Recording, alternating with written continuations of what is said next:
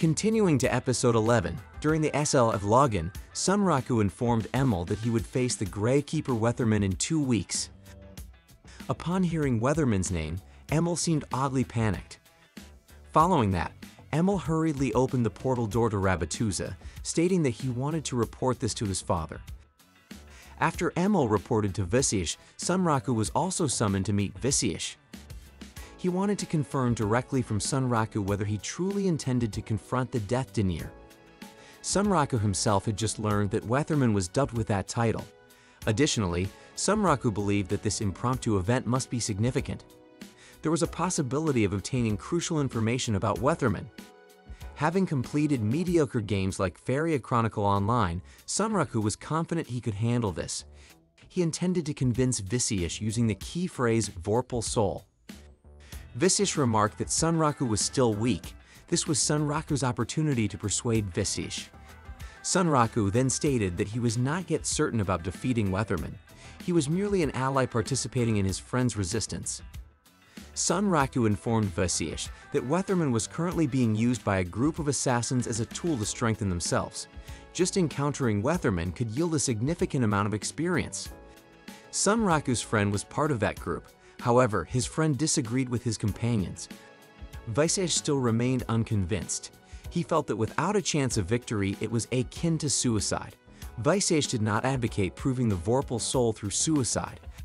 However, Sunraku responded that he and his friends had no intention of losing to Weatherman.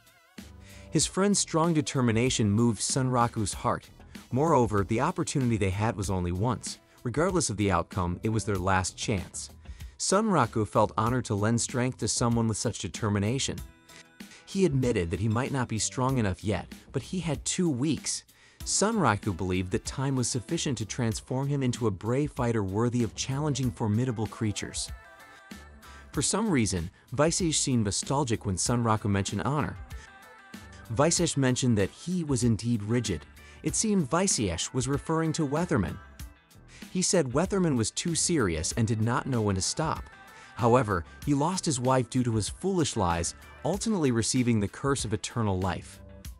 Currently, Weatherman was just a walking corpse unable to end his own existence. Therefore, Vicious also seemed to agree that someone had to bring him down and let him rest in peace.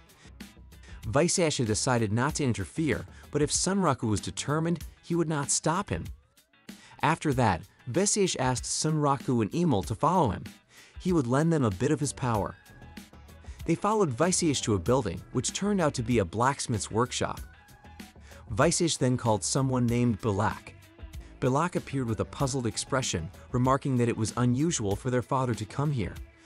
Apparently, Bilak was Emil's sister. Sunraku became curious about how many siblings Emil had. Could it be that all the rabbits in Rabbituza were Vicious' children? When Bilak saw Sunraku, she felt familiar with him as Vicious and Emil had already mentioned him. She said Sunraku had eyes similar to Avel. Whoever Avel was, Sunraku didn't want to remember another rabbit's name. After that, Vicious asked Sunraku to bring out his Vorpal weapon. When Vicious saw Sunraku's Vorpal chopper, he could sense that the weapon had recognized Sunraku. The blade looked good, and the weapon would produce something special.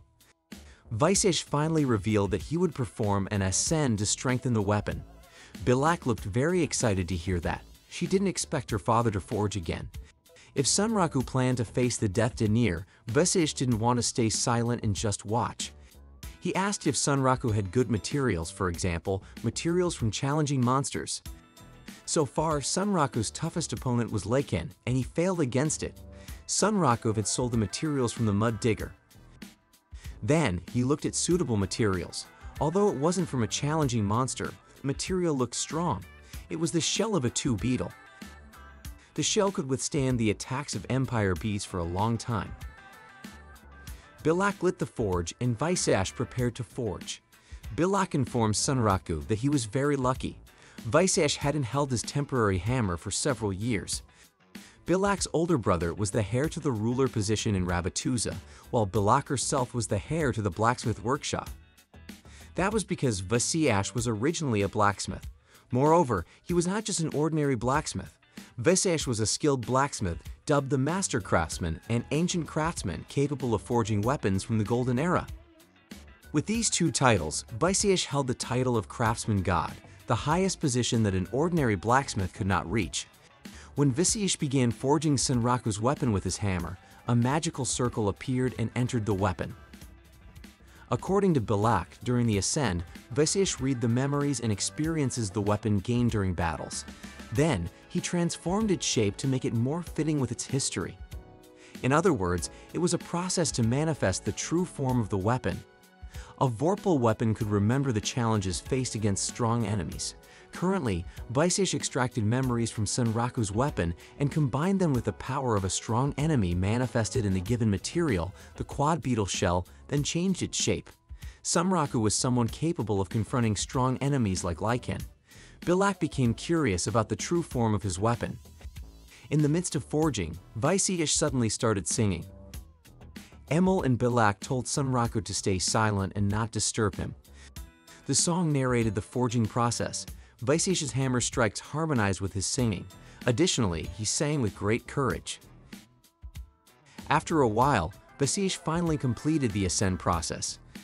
Sunraku's Vorpal chopper had taken on a new form. Its name was now the Young Moon Sword and the Old Moon Sword. The two blades complemented each other, functioning properly only when used together. By the way, Vaisesh hadn't seen such a drastic shape change in a long time. Sunraku hurriedly inspected his weapon and checked its status. When the Young Moon Sword was used against higher-level enemies, the player's HP would decrease every time a critical hit was triggered. However, the next attack would become stronger. Then, the Old Moon Sword could restore HP when a critical hit was triggered.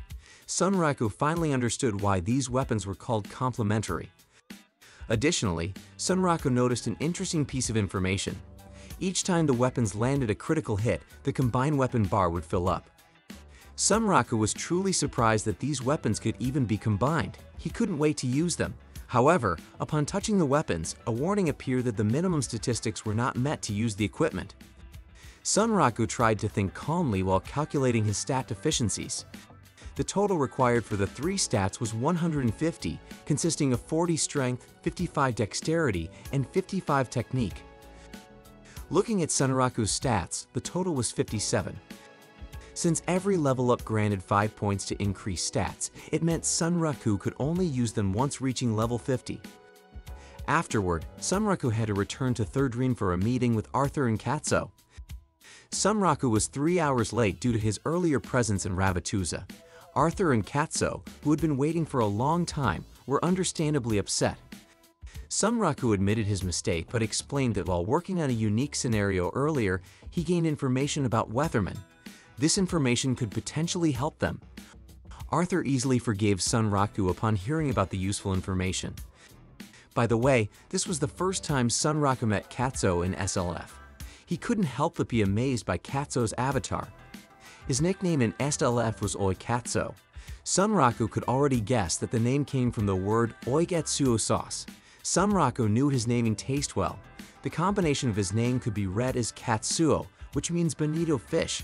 Katsuo always used food names related to bonito. Katsuo felt Sunraku had no right to say such things because Sunraku's avatar was even stranger than his. Arthur intentionally chose this small alley for their gathering place so that Sunraku could be at ease with his appearance. Switching to the main topic, Arthur wanted to hear the information Sunraku had gathered. From his conversation with Vaisesh, it could be inferred that Weatherman was referred to as the Death Denier and the Walking Corpse. After recalling, Weatherman's movements did seem stiff when the new battle began. Initially, Arthur thought Weatherman was an enemy of the Cyborg type. If Weatherman turned out to be undead, Arthur felt there were some things that made sense. Suddenly, she mentioned having other matters to attend to until evening. It wasn't clear what she wanted to do. However, if Arthur wasn't around, Sunraku and Katsuo were confused about what to do. Then, Arthur gave the two of them a map and fishing tools. She said they could use them to level up in the Ruins of Glory Iron. As Arthur was about to leave, she noticed something strange on Sunraku's back. In an instant, she understood that it was the bunny from the unique scenario Sunraku was working on. Emil tried to disguise himself as Sunraku's bag. According to Arthur, Sunraku wouldn't be able to fool anyone that way. However, it turned out that Katsuo was genuinely unaware. If there was one person who got deceived, perhaps that method could indeed work for someone who didn't know about the bunny. Shortly after, Emil began to feel tired and asked Sunraku for permission to move. Finally, Katsuo realized that something was odd with Sunraku's back. Eventually, he revealed that it was the bunny from the unique scenario he was working on. After that, they headed straight to the ruins of Glory Iron. Along the way, Katsuo kept complaining about being envious of Sunraku getting a unique scenario.